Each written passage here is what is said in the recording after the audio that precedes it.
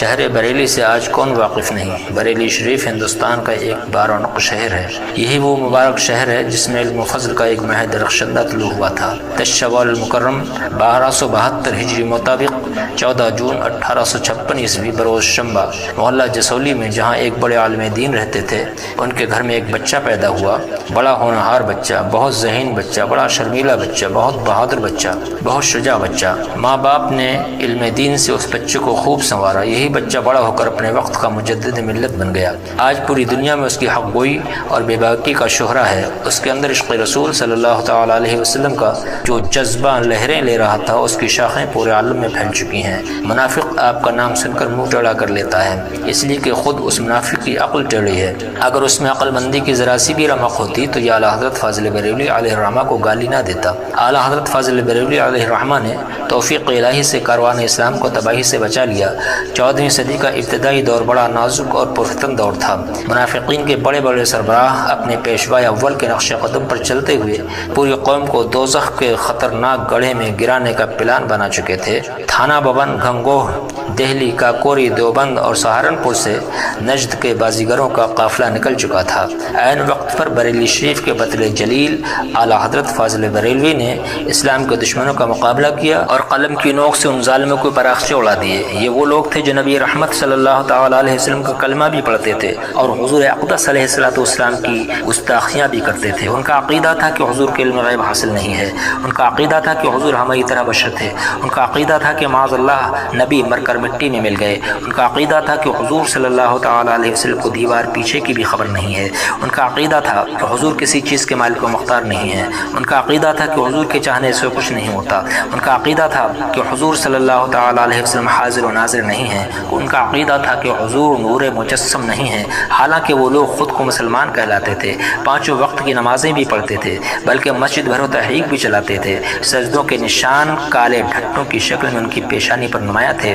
چلتے پھرتے اٹھتے بیٹھتے تسبیح پڑھا کرتے تھے، قرآن پاک کی کثرت سے تلاوت کرتے تھے، تبلیغ اسلام کے لیے بوریا بستر اپنے اوپر لاد کر بستیوں کا چکر کاٹتے رہتے تھے۔ مگر کوئی خوش عقیدہ مسلمان اگر اپنے رسول کو پکارتا تو کہتے کہ یہ مشرک ہو گیا، اگر کوئی یا غوث کا نعرہ لگاتا تو کہتے کہ یہ بے ایمان ہو گیا، اگر کوئی یا خواجہ کہتا تو کہتے کہ یہ ایمان سے خارج ہو گیا، اگر کوئی یا حسین کہتا تو کہتے کہ اس کا ایمان برباد ہو گیا۔ ایسے ہی بدعقیدہ لوگوں کو اعلیٰ حضرت نے للکارا ہے اور فرما دیا کہ وہ رضا کے نیزے کی مار ہے، کہ عدو کے سینے میں غار ہے، کسے چارہ جوئی کا وار ہے، کہ یہ وار وار سے پار ہے۔ ہم کہتے ہیں میرے عبد المصطفیٰ احمد رضا تیرا قلم، دشمنان مصطفیٰ کے واسطے شمشیر ہے، بندگان دیو تیرے نام ہی سے کانپ اٹھے، بدعقیدہ سارے تیرے نام ہی سے کانپ اٹھے، اے بریلی کیا ہی تیرا روب کیا تاثیر ہے، مرد حق آگاہ لیٹا ہے تیری آغوش میں، خرمن باطل پہ جس کا نام ہی اکثیر ہے۔ دنیا اسلام کا یہ محسن 25 صفر المظفر 1340 ہجری میں اس دنیا فانی سے کوچ کر گیا، لیکن اس کا نام آج بھی زندہ ہے اور قیامت تک زندہ رہے گا۔ زندہ باد اسلام و حرمت کے نگہباں، زندہ باد، زندہ باد مفتی احمد رضا خان، زندہ باد۔ عدل رحمت تیرے مرقد پر گوہر باری کرے، حشر تک شان کریمی ناز برداری کرے، فنا کے بعد بھی باقی ہے شان رہبری تیری، خدا کی رحمتیں ہو اے میرے کارواں تجھ پر۔ اعلیٰ حضرت فاضل بریلوی نے زندگی بھر کتاب و سنت کی حفاظت کی ہے۔ کمزوری اور نقاہت کے زمانے میں بھی آپ نے بکثرت تصنیف و تالیف کا کام جاری رکھا اور نمازوں کی پابندی کا یہ عالم تھا کہ آپ کا دنیاوی نقصان بھی ہو جاتا تب بھی نماز نہیں چھوڑتے تھے۔ نبی حضور محدث صورتی رحمۃ اللہ تعالی علیہ حضرت مانا میاں صاحب علیہ الرحمہ پیلی ویتی فرماتے ہیں کہ ایک مرتبہ 1337 ہجری میں جبکہ میں 10 سال کا تھا، اعلیٰ حضرت سرکار بریلی شریف جانے کے لیے اسٹیشن تشریف لے گئے۔ ٹرین تیار تھی، ٹکٹ لے لیے گئے تھے۔ اعلیٰ حضرت سرکار نے فرمایا مغرب کی نماز پڑھ لی جائے۔ کسی نے کہا حضور ٹرین چھوٹ جائے گی۔ فرمایا اگر ٹرین جاتی ہے تو جائے، اب تو پہلے نماز پڑھیں گے اور انشاءاللہ ٹرین فقیر کے بغیر نہیں جائے گی، ٹرین ہم کو لے کر ہی جائے گی۔ اور پھر اعلیٰ حضرت سرکار نے اپنے ساتھیوں کے ساتھ نماز شروع کر دی۔ ادھر نماز شروع ہوئی، ادھر ٹرین چھوٹ گئی۔ جب سلام پھرا تو ٹرین کا دور تک پتہ نہیں تھا، مگر آپ کے چہرے پر مایوسی کے آثار نظر نہیں آئے۔ آپ نے آرام سے سنتیں پڑھیں، پھر وظائف میں مشغول ہو گئے۔ ابھی اعلیٰ حضرت سرکار وظیفے میں مشغول تھے کہ ایک بھیڑ کے ساتھ ریلوے کے ملازمین افسران اعلیٰ حضرت کی طرف چلے آ رہے ہیں۔ جب قریب آئے تو خادموں نے ان سے پوچھا کہ کیا ہوا، کیا معاملہ پیش آیا؟ تو انہوں نے بتایا کہ ٹرین پھاٹک پر جا کر رک گئی، اب نہ آگے بڑھتی ہے نہ پیچھے ہٹتی ہے، راستہ بھی بند ہو چکا اور دونوں طرف ٹریفک بھی جام ہے، انجن میں بھی کوئی خرابی معلوم نہیں ہوتی۔ ہمیں لوگوں نے بتایا کہ بریلی شریف کے ایک بہت بڑے بزرگ نماز پڑھ رہے ہیں، یہ ٹرین ان کے بغیر نہیں جائے گی، ان کو لے کر ہی جائے گی۔ یہ کہہ کر ریلوے کے ملازمین نے کہا حضور ہماری غلطی معاف کر دیں۔ اعلیٰ حضرت سرکار کو جلال آ گیا اور فرمایا کہ اگر کسی میں طاقت ہو تو ٹرین لے جا کر دکھائے۔ ٹرین ہم نے نہیں رکی بلکہ ہم اللہ کے لیے نماز پڑھ رہے تھے اور اسی نے ہمارے لیے ٹرین کو روک دیا۔ افسران نے اعلیٰ حضرت کے قدم پکڑ لیے اور کہا اب ہماری غلطی معاف کر دو۔ ارشاد فرمایا اچھا اب ٹرین چلے گی اور اللہ کے حکم ہی سے چلے گی، اس کو واپس اسٹیشن لایا جائے۔ ڈرائیور وغیرہ گئے اور ٹرین کو پہلے آگے بڑھانا چاہا تو نہیں چلی اور جب پیچھے چلایا تو چل پڑی اور اسٹیشن پر آئی۔ اعلیٰ حضرت سرکار اور آپ کے ساتھی اس میں بیٹھے اور ٹرین بریلی شریف کے لیے روانہ ہو گئی۔ احمد رضا کا تازہ گلستان ہے آج بھی، خورشید علم ان کا درخشاں ہے آج بھی۔ دنیا میں کچھ ایسی ممتاز ہستیاں گزری ہیں جن کے علم و فن اور فراست و ذہانت سے مخلوق خدا ہمیشہ فائدہ اٹھاتی رہتی ہے۔ انہی شخصیات میں سے ایک شخصیت اعلیٰ حضرت امام محمد رضا خان فاضل بریلوی علیہ الرحمہ کی بھی ہے۔ 10 شوال المکرم 1272 ہجری مطابق 14 جون 1856 عیسوی بروز شنبہ ظہر کے وقت آپ اس دنیا میں جلوہ گر ہوئے۔ آپ نے صرف 4 برس کی عمر میں قرآن پاک پڑھ لیا اور 6 سال کی عمر میں کرسی خطابت پر جلوہ گر ہوئے اور مجمع عام میں عید میلاد النبی صلی اللہ علیہ وسلم کے موضوع پر ایک شاندار تقریر فرمائی۔ آپ نے اپنے والد ماجد حضرت مولانا نقی علی خان علیہ الرحمہ سے عربی زبان میں دین کی اعلیٰ تعلیم حاصل کی اور 13 برس 10 مہینے کی عمر میں ایک جید عالم دین ہو گئے۔ سند فراغت کے حصول کے بعد آپ کے والد ماجد نے آپ کے علمی کمال اور پختگی کو دیکھ کر فتویٰ لکھنے کا کام آپ کے سپرد کر دیا جسے آپ نے بخوبی انجام دیا۔ یہ بات علماء اہل سنت نے متفقہ طور پر تسلیم کی ہے کہ اعلیٰ حضرت امام محمد رضا خان فاضل بریلوی علیہ الرحمۃ والرضوان 14ویں صدی ہجری کے جلیل القدر عالم دین، ولی کامل، استاذ ماہر، عظیم شاعر، کثیر خوبیوں اور اوصاف حمیدہ کے آپ مالک تھے اور آپ کی علمی اور ادبی قابلیت مسلم تھی۔ دنیا میں دور حاضرہ کا وہ کون سا علم تھا جس پر انہیں مہارت حاصل نہ تھی؟ علم تفسیر کے بھی آپ عالم تھے، علم حدیث میں بھی آپ کا ثانی نہیں تھا، علم فقہ میں بھی آپ کو مہارت تامہ حاصل تھی، علم ہندسہ میں بھی آپ کا کوئی ثانی نظر نہیں آتا، علم ریاضی بھی آپ بخوبی جانتے تھے، علم سائنس میں آپ کو ایسی مہارت حاصل تھی کہ اپنے دور کے بڑے بڑے سائنسدانوں کو آپ نے دھول چٹا دی۔ زمین گھومتی ہے اس کے رد میں آپ نے دنیا کو ایک معرکۃ الآراء کتاب عطا فرمائی اور اس کتاب کا نام ہے فوز مبین در رد حرکت زمین۔ اگر آپ سرچ کریں تو یہ کتاب آپ کو انٹرنیٹ پر مل جائے گی۔ اس کتاب میں آپ نے سائنسدانوں کے عقائد باطلہ کا رد بلیغ فرمایا ہے۔ دنیا بھر کے ویگیانک آج بھی اس کا جواب دینے سے عاجز ہیں۔ اسی طرح آپ نے اپنے دور کے مشہور سائنسداں البرٹ کی پیشین گوئی کے رد میں ایک دندہ شکن رسالہ تصنیف فرمایا جس کا اردو نام ہے البرٹ کی پیشین گوئیوں کا رد۔ علم فلکیات میں آپ کو کامل دسترست حاصل تھی، علم منطق میں بھی مہارت تامہ رکھتے تھے، علم فلسفہ میں بھی آپ کا جواب نہیں تھا، علم کیمیا میں بھی آپ استاد کامل تھے، علم کلام میں بھی ایک ماہر معلم کی حیثیت رکھتے تھے، علم تصوف میں بھی آپ عالم العلماء تھے۔ غرض یہ کہ علم تاریخ ہو یا علم ادب، علم نحو صرف ہو یا علم لغت، دور حاضر کے سارے علوم میں آپ کو علم کا سمندر کہا گیا۔ اللہ رب العزت نے آپ کو جو خزانے عطا فرمائے تھے ان کا اظہار بچپن ہی سے ہونے لگا تھا۔ آپ نے ہوش سنبھالنے کے بعد ساری زندگی اسلام کی خدمت اور کتاب و سنت کی اشاعت میں گزار دی۔ علماء فرماتے ہیں کہ آپ نے اپنی مختصر زندگی میں 1000 سے زیادہ کتابیں لکھی ہیں، 12 ضخیم جلدوں پر مشتمل فقہی مسائل کا انمول خزانہ فتاوی رضویہ کی شکل میں ہم کو عطا فرمایا اور آج بڑی بڑی 30 جلدوں میں اس کی تشریح موجود ہے۔ قرآن مجید کا ترجمہ، عشق رسول کی تابانیوں سے بھرپور کنز ایمان عطا فرمایا۔ آپ کے زمانے میں نیچری مکار صوفیہ، غیر مقلدین وغیرہ بد عقیدہ لوگ زبردست سازشیں کر کے مسلمانوں میں گمراہی پھیلانے کی کوشش کر رہے تھے، لیکن آپ نے دین و شریعت کی حمایت میں ان سب گمراہ فرقوں سے نبرد آزمائی کی اور کتاب و سنت کی روشنی میں سچائی کو ثابت کیا۔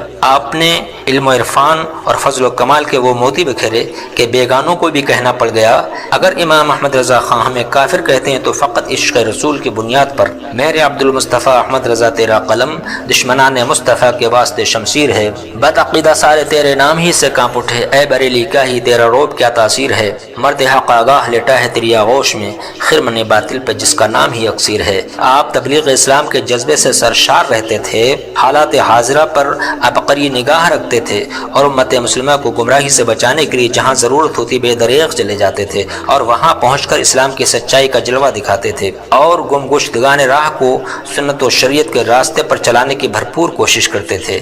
حضرت شاہ مانا میاں پیلی بیتی علیہ الرحمہ کا فرمان ہے کہ میرے پیر و مرشد اعلیٰ حضرت سرکار علیہ رحمت الغفار ایک مرتبہ اپنی مسجد سے نماز پڑھ کر تشریف لا رہے تھے کہ محلہ سوداگران کی گلی میں لوگوں کا ہجوم دیکھا تو اعلیٰ حضرت نے پوچھا کہ یہ مجمع کیسا لگا ہے، تو بتایا گیا کہ ایک غیر مسلم جادوگر اپنے جادو کا کمال دکھا رہا ہے اور وہ یہ کہ 3-4 کلو پانی کا بھرا ہوا برتن کچے تاگے سے اٹھا لیتا ہے۔ یہ دیکھ کر لوگ حیرت میں پڑ جاتے ہیں۔ یہ سن کر اعلیٰ حضرت سرکار بھی اس مجمع کی طرف چلے گئے۔ لوگوں نے دیکھا کہ اعلیٰ حضرت آ رہے ہیں تو راستہ صاف کر دیا۔ آپ نے وہاں پہنچ کر جادوگر سے فرمایا کہ ہم نے سنا ہے کہ تم تقریباً 4 کلو پانی سے بھرا ہوا برتن کچے تاگے سے اٹھا لیتے ہو اور تاگا ٹوٹتا نہیں۔ اس نے کہا جی ہاں۔ اعلیٰ حضرت نے فرمایا کوئی اور چیز بھی اٹھا سکتے ہو؟ اس نے کہا لائیے جو چیزیں آپ اٹھوانا چاہیں اٹھا سکتا ہوں۔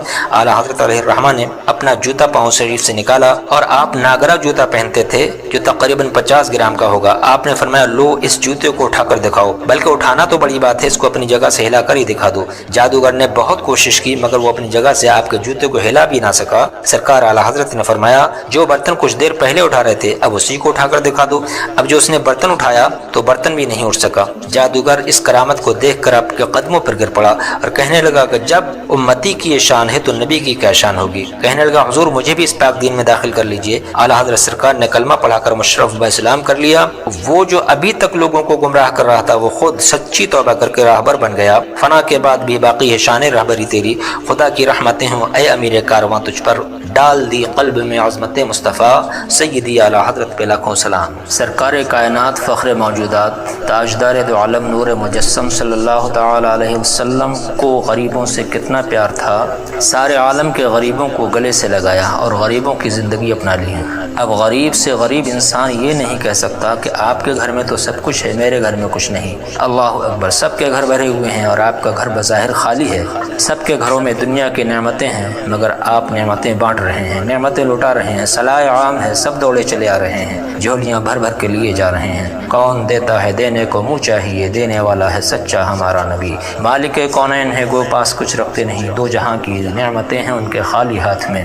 آہ وہ عالم کے آنکھیں بند اور لب پر درود، وقف سنگ درجبیں روزے کی جالی ہاتھ میں۔ دنیا میں امیروں اور کھاتے پیتوں کی پوچھ ہے، غریبوں اور مسکینوں کو کوئی نہیں پوچھتا، مگر آپ کے دربار میں غریبوں کی پوچھ ہے، مسکینوں کی رسائی ہے۔ جن کو ساری دنیا نے دھتکارا اور دھتکار رہی ہے وہ اس دربار میں نظر آئیں گے۔ اللہ اکبر، بجھے بجھے چہرے نظر آ رہے ہیں اور یہاں آنے کے بعد چمکتے دمکتے جا رہے ہیں اور یہ کہتے ہوئے جا رہے ہیں جب تک بکے نہ تھے تو کوئی پوچھتا نہ تھا، سرکار نے خرید کے انمول کر دیا۔ اس دربار میں غریبوں کی بڑی رسائی ہے۔ وہ غریب جن کے وسیلوں سے امیروں کو نعمتیں ملتی ہیں، جن کی آہیں عرش معلیٰ تک جا پہنچتی ہیں، جن کے آنسو سیلاب بن کر امٹ پڑتے ہیں۔ ہاں یہ غریب بہت عظیم ہیں، ہاں یہ غریب بہت بلند ہیں۔ ذرا سا احسان کیجیے، جان دینے کے لیے تیار ہو جاتے ہیں بلکہ جان دے دیتے ہیں۔ اللہ اکبر، ان مسکینوں کے دل محبت سے معمور ہیں۔ کوئی محبت کر کے تو دیکھے، محبت کی قربان گاہ میں یہ جان دینے سے بھی دریغ نہیں کرتے۔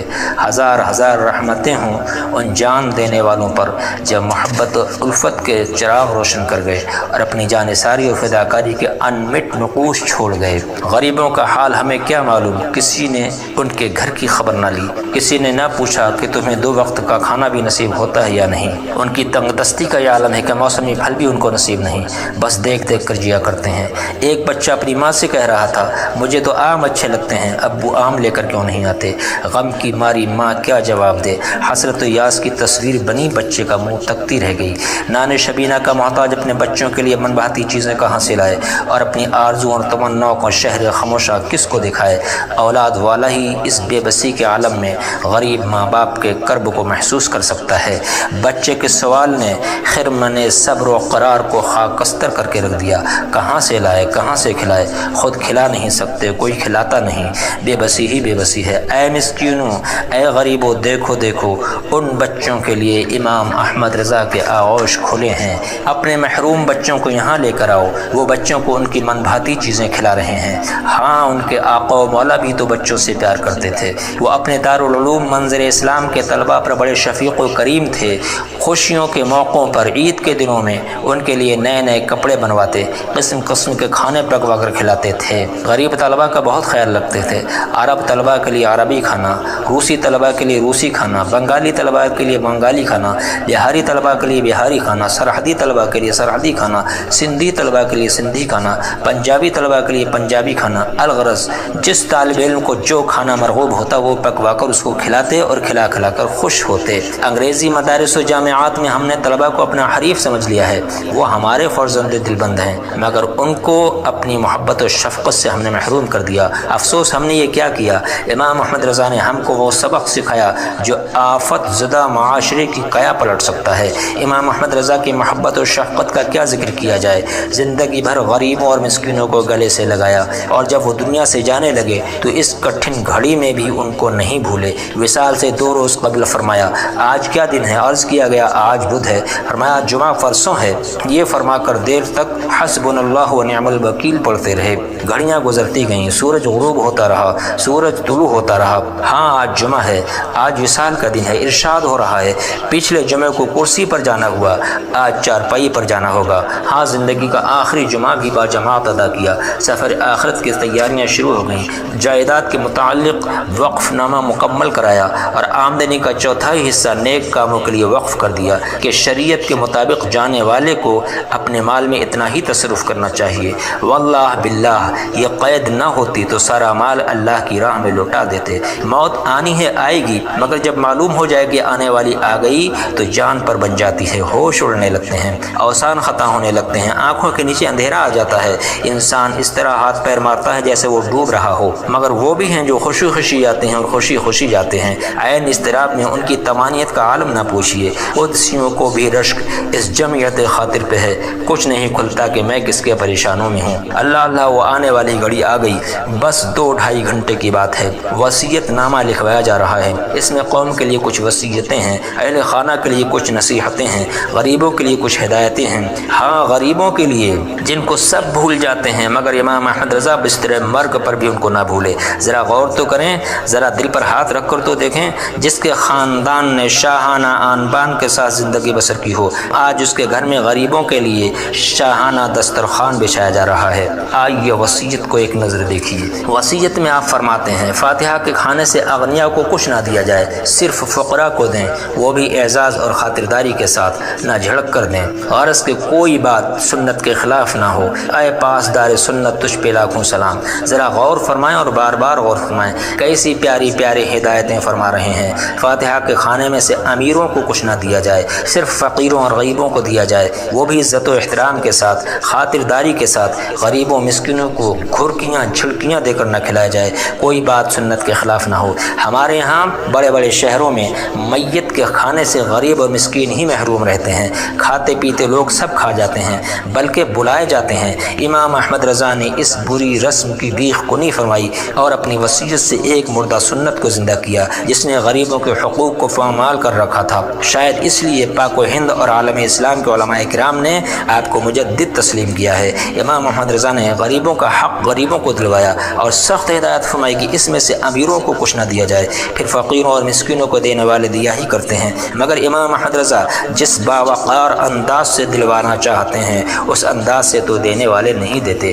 امام احمد رضا کے زمانے میں شریف گھرانوں میں فرش و فروش کا رواج تھا، صاف ستھرے فرش بچھائے جاتے، ان پر قالین سجائے جاتے، گاؤ تکی رکھے جاتے، مگر ان فرش و فروش تک کسی غریب اور مسکین کے رسائی نہ ہوتی، ان کو دور ہی رکھا جاتا، معمولی فرش پر بٹھا کر کھلا دیا جاتا یا دروازے ہی پر دے کر فارغ کر دیا جاتا۔ غریبوں کا کوئی خاص اعزاز و اکرام نہ ہوتا، سارے اعزاز و اکرام امیروں اور افسروں کے لیے مخصوص تھے۔ امام احمد رضا کی آنکھوں نے سب کچھ دیکھا تھا، ان کے دل میں غریبوں کا درد تھا، غریبوں کے لیے محبت تھی، غریبوں کے لیے عزت تھی، غریبوں کے لیے پیار تھا۔ اس لیے وصیت فرمائی کہ جب غریبوں اور مسکینوں کو کھلاؤ تو دیکھنا گھرک کر اور جھڑک کر نہ کھلانا، عزت و احترام سے کھلانا، اس طرح کھلانا جس طرح امیروں اور وزیروں کو کھلایا کرتے ہیں، ایسے ہی غریبوں کو کھلانا، ان کو حقیر و ذلیل نہ سمجھنا کہ یہ عقائد و عالم محمد مصطفیٰ صلی اللہ تعالی علیہ وسلم کے پیارے ہیں، ذرا غور فرمائیں امام احمد رضا کیا چاہتے ہیں۔ کمرے میں صاف ستھرا فرش بچھا ہو، اس پر پاک و صاف دسترخوان بچھا ہو، غریبوں اور مسکینوں کو خلوص و محبت سے خوش آمدید کہا جا رہا ہو، ایک ایک کی مزاج پرسی کی جا رہی ہو اور بٹھایا جا رہا ہو، پھر اس دسترخوان پر غریبوں کے لیے وہ نعمتیں سجائی جا رہی ہوں جو ان کے کام و دہن تک نہ پہنچی ہوں، وہم و خیال میں صرف آ کر رہ گئی ہوں۔ امام احمد رضا نے غریبوں کے لیے جو دسترخوان سجایا ہے ذرا اس کا نظارہ تو کریں۔ اللہ اللہ کیسی کیسی نعمتیں دکھائی دے رہی ہیں۔ کسی نے اپنے دسترخوان پر غریبوں کے لیے یہ نعمتیں نہ رکھی ہوں گی، اور پھر اس تاکید کے ساتھ خبردار کوئی امیر اس دسترخوان پر نہ آنے پائے۔ دنیا نے تو یہ دیکھا ہے کہ یہ نعمتیں امیروں کے دسترخوان پر سجی ہوتی ہیں اور غریب ٹکڑ ٹکڑ دیکھتے ہیں۔ کچھ بچا تو مل گیا ورنہ صبر شکر کیا، کچھ بچا تو مل گیا ورنہ صبر کر لیا، شکر ادا کیا، مگر چشم عالم نے یہ نظارہ نہیں دیکھا کہ غریبوں کے لیے امیرانہ اور شاہانہ دسترخوان سجایا گیا ہو۔ اگر نہیں دیکھا تو آئیے یہ دسترخوان دیکھیے جو امام احمد رضا نے غریبوں کے لیے اور صرف غریبوں کے لیے سجایا ہے۔ اللہ اکبر کیسی کیسی نعمتیں سجی ہیں، ذرا دیکھیے تو صحیح۔ دودھ کا برف خانہ ساز، بکری کا شامی کباب، فیرینی، گوشت بھری کچوری، انار کا پانی، عرد کی پھریری دال، ادرک و لوازم، مرغ بریانی، پراٹھے اور بالائی، سوڈے کی بوتل، سیب کا پانی، دودھ کا برف۔ ہاں امام احمد رضا نے غریبوں کے لیے دسترخوان سجایا ہے۔ غریب جمع ہیں، مزے لے لے کے کھا رہے ہیں، جان و دل سے دعائیں دے رہے ہیں اور بزبان بے زبانی کہہ رہے ہیں، اے احمد رضا تو نے ہم غریبوں کی کیسی عزت افزائی فرمائی، آخرت میں خدا تمہیں بھی ایسی عزت عطا فرمائے۔ اے احمد رضا تم نے ہم غریبوں کو کیسے مزے مزے کے کھانے کھلائے، خدا تم کو بھی جنت میں مزے مزے کے کھانے کھلائے۔ اے احمد رضا تم نے ہم غریبوں کو کیسی محبت و شفقت سے سینے سے لگایا، کل قیامت کے دن تاجدار دو عالم صلی اللہ تعالی علیہ وسلم تمہیں اپنے دامن رحمت میں جگہ عطا فرمائے۔ امام احمد رضا نے غریبوں کے کھانے کی فہرست برف سے شروع کی اور برف پر ہی ختم کر دی۔ عرض کیا گیا برف تو پہلے لکھوایا جا چکا ہے، فرمایا لکھ لکھ میرا رب سب سے پہلے برف ہی عطا فرمائے گا۔ خدا کی شان کہ جب آپ کا جسم نازنین قبر میں اتارا جا رہا تھا، ایک عقیدت مند برف کا خانہ ساز لے کر حاضر ہوئے جو اسی وقت غریبوں میں تقسیم کر دیا گیا۔ امام احمد رضا کی روح کو قرار آ گیا۔ اللہ اکبر دنیا سے پردہ فرماتے فرماتے بھی غریبوں کی برف سے ضیافت فرمائی۔ اے غریبوں کے غم خوار تیری قبر تجلیوں سے روشن رہے۔ اس وقت عجیب اتفاق ہوا، بجلی گئی ہوئی تھی جب یہ لکھا جا رہا تھا، موم بتی کی روشنی میں لکھا جا رہا تھا، جب قلم نے روشن لکھا تو بجلی آ گئی، ہر طرف روشنی پھیل گئی۔ شاید یہ ایک غیبی اشارہ ہے۔ ہاں امام احمد رضا تیری قبر روشن ہے اور انشاءاللہ قیامت تک روشن رہے گی۔ خود فرماتے ہیں قبر میں لہرائیں گے تا حشر چشم نور کے، جلوہ فرما ہوگی جب طلعت رسول اللہ کی۔ شاعر کہتا ہے مثل ایوان سحر مرقد فروزاں ہو تیرا، مثل ایوان سحر مرقد فروزاں ہو تیرا، نور سے معمور یہ خاکی شبستہ ہو تیرا۔ وصال سے 2 گھنٹے 17 منٹ قبل غریبوں کے لیے کھانے کی فہرست لکھوائی۔ فہرست لکھوانے سے قبل اور پھر بعد میں جو کچھ لکھوایا وہ قابل توجہ ہے۔ آپ نے لکھوایا اعزا سے بطیب خاطر ممکن ہو تو فاتحہ ہفتے میں 2-3 بار ان اشیاء سے کچھ بھی بھیج دیا کریں۔ پھر جب کھانوں کی فہرست لکھوا چکے تو لکھوایا اگر روزانہ ایک چیز نہ ہو سکے تو یوں کرو یا جیسے مناسب جانو، مگر بطیب خاطر میرے لکھنے پر مجبور نہ ہونا۔ وصیت نامے کے ان الفاظ سے امام احمد رضا کی قلبی کیفیت کا اندازہ لگایا جا سکتا ہے۔ ایک طرف تو دل کا تقاضا کہ غریبوں کو خوب کھلائیے، دوسری طرف یہ خدشہ کہ نامعلوم کھلانے والے یہ چیزیں دل سے کھلائیں گے بھی یا نہیں۔ غریبوں کے لیے تو یہ چیزیں مہیا نہیں کی جاتی، پھر یہ اندیشہ کہ اگر کھلائیں گے تو اعزاز و اکرام کے ساتھ بٹھا کر بھی کھلائیں گے یا نہیں۔ غریبوں کے لیے وہ دل کہاں سے لائیں گے جو امام احمد رضا کے سینے میں ہے۔ دل کی بات لکھوا رہے ہیں مگر رک رک کر، ٹھہر ٹھہر کر، پورا ہفتہ نہ صحیح، ہفتے میں 2-3 بار ہی صحیح، سب نعمتیں نہ صحیح، روزانہ 1-2 ہی صحیح۔ پھر یہ خیال آیا کہ کہیں یہ 1-2 بھی اس لیے نہ کھلائی جائیں کہ احمد رضا نے وصیت کی ہے، اس لیے صاف صاف لکھ دیا، لکھوا دیا صاف صاف کہ جو کھلائے دل سے کھلائے، مجبور ہو کر نہ کھلائے۔ دربار الہی میں تو اخلاص عمل کی پوچھ ہے، یہ نہیں تو کچھ نہیں۔ دنیا کو یہ اچھا نہیں لگتا کہ غریب اور مسکینوں کو منہ لگایا جائے، عزت سے بٹھایا جائے، ان کی خاطرداری کی جائے، ان کو قسم قسم کے لذیذ کھانے کھلائے جائیں۔ جو لوگ بصیرت سے محروم تھے، جن کے ذہنوں میں امارت کی بو بسی ہوئی تھی، جن کے دماغ میں نخوت و غرور کا سودا تھا، جو غریب پروری اور غمخواری کے معنی سے نابلد تھے، وہ امام احمد رضا کا منہ تکنے لگے، دیکھ دیکھ کر ہنسنے لگے، مذاق اڑانے لگے، چھپ چھپ کر قہقہے لگانے لگے کہ یہ انسان ہے یا کوئی دیوانہ جو بستر مرگ پر لیٹا غریبوں کو یاد کر رہا ہے، غریبوں مسکینوں کے لیے اس اہتمام کی وصیت کر رہا ہے۔ ہاں اہل علم کے فکر فکر و خیال کا اس پستی میں چلا جانا ایک قومی المیہ ہے جس پر جتنا ماتم کیا جائے کم ہے۔ ہاں، ان کے شعور نے امام احمد رضا کے درد دل کی کسک محسوس نہ کی، ان کے احساس نے مسکینوں کے لیے امام احمد رضا کی روح کی تڑپ محسوس نہ کی، تو پھر وہ امام احمد رضا کے دل کی گہرائیوں تک کیسے پہنچتے؟ غریبوں اور مسکینوں کے لیے امام احمد رضا کے اضطراب و بے چینی کو کس طرح سمجھتے؟ انہوں نے کچھ نہ سمجھا۔ کاش وہ سینے میں دل رکھتے، کاش وہ دل میں درد رکھتے۔ جب امام احمد رضا وصیت لکھوا چکے تو خود دستخط فرمائے اور ساتھ ہی یہ الفاظ بھی تحریر فرمائے: بقلم خود بحالت صحت حواس واللہ شہید ولہ الحمد وصلی اللہ تعالی وبارک وسلم۔ وصل کی گھڑی قریب آ رہی ہے، عزیزوں پر کیا بیت رہی ہوگی، احباب پر کیا گزر رہی ہوگی، عقیدت مندوں کا کیا حال ہوگا۔ اللہ اکبر۔ وصال تک تمام کام گھڑی دیکھ کر ٹھیک وقت پر ارشاد ہوتے رہے۔ کیا اس شان سے کسی نے جانا دیکھا ہے؟ جب 2 بجنے میں 4 منٹ باقی تھے، وقت پچارج کر دیا گیا، فرمایا گھڑی کھلی ہوئی سامنے رکھ دو۔ اللہ اللہ، ایسا معلوم ہوتا ہے کہ علامہ الغیوب نے وقت بتا دیا تھا۔ بے شک اس کی عطا سے وہ علم بھی مل جاتا ہے جس کو اس نے صرف اور صرف اپنے خزانے میں محفوظ رکھا ہے۔ بڑے صاحبزادے مولانا محمد حامد رضا خان صاحب خدمت اقدس میں حاضر ہوئے، فرمایا وضو کر آؤ، قرآن عظیم لاؤ۔ ابھی وہ نہ آئے تھے کہ چھوٹے صاحبزادے مفتی محمد مصطفیٰ رضا خان صاحب حاضر ہوئے، فرمایا بیٹھے کیا کر رہے ہو؟ سورہ یاسین شریف اور سورہ رات شریف کی تلاوت کرو۔ تلاوت ہو رہی ہے، آفتاب شریعت غروب ہو رہا ہے، بس چند منٹ باقی ہیں۔ سفر کی دعائیں پڑھ رہے ہیں اور بار بار پڑھ رہے ہیں، آج اس سفر پر جانا ہے کہ پھر واپس نہیں آنا۔ اچانک کلمہ طیبہ پڑھا، لا الہ الا اللہ محمد الرسول اللہ، آن کی آن میں دم سینے پر آ گیا۔ جب سینے سے باہر نکلا تو چہرے پر ایک نور چمکا اور روشنی پھیل گئی۔ انا للہ و انا الیہ راجعون۔ آج جمعہ ہے اور ٹھیک نماز جمعہ کا وقت ہے۔ سفر کی 25 تاریخ ہے اور 1340 ہجری ہے۔ اکتوبر کی 28 تاریخ ہے اور 1921 عیسوی ہے۔ وہ اس طرح چلے گئے جس طرح گلشن سے بوئے گل چلی جاتی ہے۔ خود فرمایا اور خوب فرمایا، جنہیں ایک جھلک دکھا دیتے ہیں، شوق دیدار میں ایسے جاتے ہیں کہ جانا معلوم بھی نہیں ہوتا۔ بے شک وہ ایسے چلے گئے کہ ان کا جانا معلوم ہی نہ ہوا۔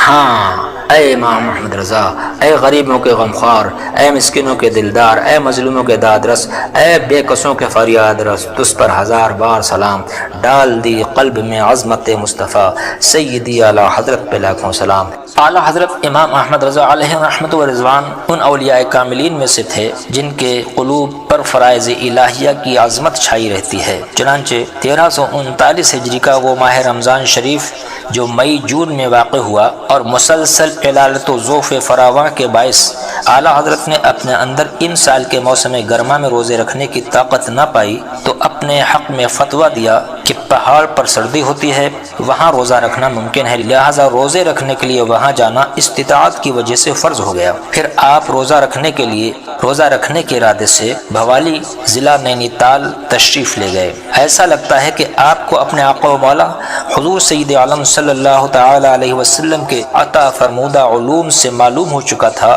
کہ مجھے 1340 ہجری میں دنیا فانی سے کوچ کر کے بارگاہ رسالت میں حاضر ہونا ہے۔ چنانچہ بھوالی پہاڑ پر ہی 2 رمضان المبارک 1339 ہجری مطابق 10 مئی 1921 عیسوی کو اپنی تاریخ وصال کی خبر دیتے ہوئے آپ نے اپنے قلم حق رقم سے قرآن پاک کی آیت کریمہ تحریر فرمائی، وَيُطَافُ عَلَيْهِمْ بِآنِيَةٍ مِّن فِضَّةٍ وَأَكْوَابٍ۔ اللہ اللہ، سرکار مصطفیٰ صلی اللہ تعالی علیہ وسلم کے عطا فرمودہ علوم کا حامل اپنے انتقال سے 4 ماہ 22 دن پہلے ہی اپنے وصال کی خبر دے رہا ہے، حتیٰ کہ اس نے دنیاوی زندگی ہی میں وہ آیت مقدسہ بھی تحریر کر دی جو اس کے مادہ تاریخ وفات پر مشتمل ہے، اور پھر دنیا نے دیکھ بھی لیا کہ اپنا مادہ تاریخ وصال پیش کرنے والا یہ مؤید من اللہ ٹھیک 25 سفر المظفر 1340 ہجری کو عالم بالا کے سفر پر روانہ ہو گیا۔ یہ سب کچھ دیکھنے اور سننے کے باوجود منکرین علم مصطفیٰ علیہ التحجت والثناء ابھی تک یہی بکتے اور لکھتے جا رہے ہیں کہ رسول اللہ صلی اللہ تعالی علیہ وسلم کو اپنی موت کی بھی خبر نہ تھی، معاذ اللہ تعالی۔ لیکن ہمارا یہ عقیدہ ہے کہ اللہ نے محبوب کو وہ علم دیا ہے، رہتے ہیں مدینے میں زمانے کی خبر ہے، اور کوئی غیب کیا تم سے نہا ہو بھلا، جب نہ خدا ہی چھپا تم پہ کروڑوں درود۔ بھوالی پہاڑ کے دوران قیام اعلیٰ حضرت کو درد پہلو کا دورہ پڑا، جس کے باعث ذوف نے شدت اختیار کر لی اور آپ نہایت کمزور ہو گئے، یہاں تک کہ اوائل محرم 1340 ہجری تک آپ کو وہیں رہنا پڑا۔ پھر 14 محرم 1340 ہجری مطابق 17 ستمبر 1921 عیسوی کو آپ بھوالی پہاڑ سے بریلی شریف تشریف لائے۔ آپ کی کمزوری اور بیماری کی اطلاع چونکہ ہر طرف پہنچ چکی تھی، اس لیے وطن عزیز کے مسلمان اور گرد و نواح میں رہنے والے عیادت و بیعت کے لیے آنا شروع ہو گئے۔ باوجود نقاہت کے آپ کی ہر مجلس واعظ و نصیحت کا ذخیرہ ہوتی تھی۔ بیماری اور کمزوری کے اس زمانے میں بھی آپ کثرت سے شہنشاہ رسالت صلی اللہ تعالی علیہ وسلم کا ذکر خیر فرماتے رہتے تھے، اور خصوصیت کے ساتھ اپنے لیے اور تمام مسلمانوں کے لیے حسن خاتمہ کی دعا کرتے تھے۔ تضرع اور خشیت الہی کی حالت تھی کہ اکثر احادیث طیبہ بیان کرتے ہوئے آپ پر رقت طاری ہو جاتی، آپ کی اور حاضرین کی روتے روتے ہچکیاں بن جاتی۔ اکثر اوقات فرماتے کہ جس کا خاتمہ ایمان پر ہو گیا اس نے سب کچھ پا لیا۔ کبھی ارشاد فرماتے کہ اگر اللہ مجھے بخش دے تو اس کا فضل ہے، اور اگر مجھے نہ بخشے تو یہ اس کا عدل ہے، انصاف ہے۔ نصیب دوستاں اگر ان کے در پہ موت آنی ہے، نصیب دوستاں اگر ان کے در پہ موت آنی ہے، خدا یوں ہی کرے پھر تو ہمیشہ زندگانی ہے، خدا یوں ہی کرے پھر تو ہمیشہ زندگانی ہے۔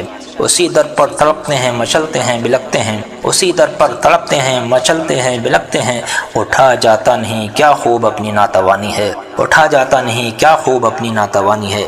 ایک دن لوگوں کو کاشان اقدس پر اعلیٰ حضرت نے طلب فرمایا اور اپنے پاس بلا کر دین و ایمان کو بچانے کے سلسلے میں ان کو سخت تاکید اور نصیحت فرمائی۔ وعظ کی اس آخری مجلس میں آپ نے جو ایمان افروز تقریر فرمائی اس کا کچھ حصہ سننے کی سعادت حاصل کرتے ہیں۔ آپ نے فرمایا، پیارے بھائیو، لا ادری ما بقائی فیکم، مجھے معلوم نہیں کہ میں کتنے دن تمہارے اندر ٹھہروں گا۔ انسانی زندگی میں 3 ہی وقت ہوتے ہیں، پہلے بچپن ہوتا ہے، پھر جوانی آتی ہے، پھر بڑھاپا آتا ہے۔ بچپن گیا، جوانی آئی، جوانی گئی، بڑھاپا آیا، اب کون سا چوتھا وقت آنے والا ہے جس کا انتظار کیا جائے؟ ایک موت ہی آنے کو باقی ہے۔ اللہ قادر ہے کہ ایسی 1000 مجلسیں عطا فرمائے اور آپ سب لوگ ہوں اور میں آپ کو سناتا رہوں، مگر بظاہر اس کی امید نہیں ہے۔ رضا منزل تو جیسی ہے وہ ایک میں کیا سبھی کو ہے، تم اس کو روتے ہو یہ تو کہو یہاں ہاتھ خالی ہے۔ اترتے چاند ڈھلتی چاندنی جو ہو سکے کر لے، اندھیرا پاک آتا ہے یہ 2 دن کی اجالی ہے، اندھیرا پاک آتا ہے یہ 2 دن کی اجالی ہے۔ اے لوگو، تم پیارے مصطفیٰ صلی اللہ تعالی علیہ وسلم کی بھولی بھیڑیں ہو، اور بھیڑیے تمہارے چاروں طرف ہیں۔ وہ چاہتے ہیں کہ تمہیں بہکائیں، وہ چاہتے ہیں کہ تمہیں فتنے میں ڈال دیں، وہ چاہتے ہیں کہ تمہیں اپنے ساتھ جہنم میں لے جائیں۔ ان سے بچو اور دور بھاگو۔ دیوبندی، رافضی، نیچری، قادیانی، چکڑالوی، یہ سب فرقے بھیڑیے ہیں، تمہارے ایمان کی طاق میں ہیں، ان کے حملوں سے ایمان کو بچاؤ۔ ذیاب فی سیاب لب قلمہ، دل میں گستاخی، سلام اسلام ملحد کو کہ تسلیم زبانی ہے۔ حضور اقدس سید عالم صلی اللہ تعالی علیہ وسلم اللہ رب العزت جل جلالہ کے نور ہیں۔ حضور سے صحابہ کرام روشن ہوئے، صحابہ کرام سے تابعین اعظام روشن ہوئے، تابعین سے تبع تابعین روشن ہوئے، اور ان سے ائمہ مجتہدین روشن ہوئے، ان سے ہم روشن ہوئے۔ اب ہم تم سے کہتے ہیں یہ نور ہم سے لے لو، ہمیں اس کی ضرورت ہے کہ تم ہم سے روشن ہو جاؤ، اور وہ نور یہ ہے کہ اللہ و رسول جل جلالہ صلی اللہ تعالی علیہ وسلم کی سچی محبت، ان کی تعظیم، ان کے دوستوں کی خدمت، ان کی تکریم، اور ان کے دشمنوں سے سچی عداوت ہونا چاہیے۔ جس کسی سے بھی اللہ و رسول جل جلالہ صلی اللہ تعالی علیہ وسلم کی شان میں ادنا توہین یا گستاخی پاؤ، پھر وہ تمہارا کیسا ہی پیارا کیوں نہ ہو، فوراً اس سے جدا ہو جاؤ۔ جس کو بارگاہ رسالت میں ذرا بھی گستاخ دیکھو، پھر وہ تمہارا کیسا ہی بزرگ ہو، کتنا ہی معظم ہو، اپنے اندر سے اسے دودھ سے مکھی کی طرح نکال کر پھینک دو۔ میں 14.25 برس کی عمر سے یہی بتاتا رہا، اور اس وقت پھر یہی عرض کرتا ہوں، اللہ تعالیٰ ضرور اپنے دین کی حمایت کے لیے کسی بندے کو کھڑا کر دے گا، مگر نہیں معلوم کہ میرے بعد جو آئے وہ کیسا ہو اور تمہیں کیا بتائے۔ اس لیے ان باتوں کو خوب سن لو، حجت اللہ قائم ہو چکی۔ اب میں قبر سے اٹھ کر تمہارے پاس بتانے کو نہیں آؤں گا۔ جس نے اسے سنا اور مانا، قیامت کے دن اس کے لیے نور و نجات ہے، اور جس نے نہ مانا اس کے لیے ظلمت و ہلاکت ہے۔ آج لے ان کی پناہ، آج مدد مانگ ان سے، کل نہ مانیں گے قیامت میں اگر مان گیا۔ اعلیٰ حضرت امام محمد رضا علیہ الرحمہ نے 25 صفر 1340 ہجری جمعہ مبارکہ کو وصال سے 2 گھنٹے 17 منٹ پیشتر تجہیز و تکفین وغیرہ سے متعلق ضروری وصایا جو 14 اہم باتوں پر مشتمل ہیں قلم بند کروائے، اور آخر میں 12:21 پر خود اپنے دست اقدس سے حمد و درود شریف کی یہ کلمات تحریر فرمائے۔ یہ اعلیٰ حضرت کے قلم کی آخری تحریر ہے۔ واللہ شہید ولہ الحمد وصلی اللہ تعالی وبارک وسلم علی شفیع المذنبین وآلہ الطیبین وصحبہ المکرمین وابنہ وحزبہ الی ابد الآبدین آمین والحمد للہ رب العالمین۔ 25 صفر 1340 ہجری کو ٹھیک نماز جمعہ کے وقت اس بات کا مشاہدہ ہوا کہ محبوبان خدا بڑی خوشی سے جان دیتے ہیں۔ جانکنی کا وقت سخت ترین وقت ہے، لوگوں کے چہروں پر وحشت چھا جاتی ہے، گھبراہٹ چھا جاتی ہے، ورنہ کم سے کم چہرے پر شکن پڑ جاتی ہے، اور کیوں نہ ہوئی جسم روح جیسے دو پرانے دوستوں کے فراق کی گھڑی ہوتی ہے، مگر اعلیٰ حضرت کے چہرے پر گھبراہٹ نہیں تھی، وحشت نہیں تھی، بلکہ آپ کے چہرے مبارک پر بجائے وحشت و گھبراہٹ کے خوشی کے اور مسرت کے آثار نظر آ رہے تھے۔ آپ وصال محبوب کی پہلے ہی بشارت پا چکے تھے، اب وصال محبوب کا وقت قریب آ گیا ہے۔ عزیز و اقارب گرد و پیش حاضر ہیں، مگر آپ کسی کی طرف نظر بھر کر نہیں دیکھتے، کیونکہ آپ چاہتے تھے کہ دنیا سے جاتے وقت حضور رحمت عالم صلی اللہ تعالی علیہ وسلم کا دیدار ہو جائے، جو آپ کو سب پیاروں سے زیادہ پیارے ہیں اور آپ کے محبوب حقیقی ہیں۔ نصیب دوستاں گر ان کے در پہ موت آنی ہے، خود فرماتے ہیں نصیب دوستاں گر ان کے در پہ موت آنی ہے، خدا یوں ہی کرے پھر تو ہمیشہ زندگانی ہے، خدا یوں ہی کرے پھر تو ہمیشہ زندگانی ہے۔ اسی در پر تڑپتے ہیں مچلتے ہیں بلکتے ہیں، اسی در پر تڑپتے ہیں مچلتے ہیں بلکتے ہیں، اٹھا جاتا نہیں کیا خوب اپنی ناتوانی ہے، اٹھا جاتا نہیں کیا خوب اپنی ناتوانی ہے۔ کھلے کیا راز محبوب و محب مستان غفلت پر، شراب قدر الحق زیب جام مر آنی ہے۔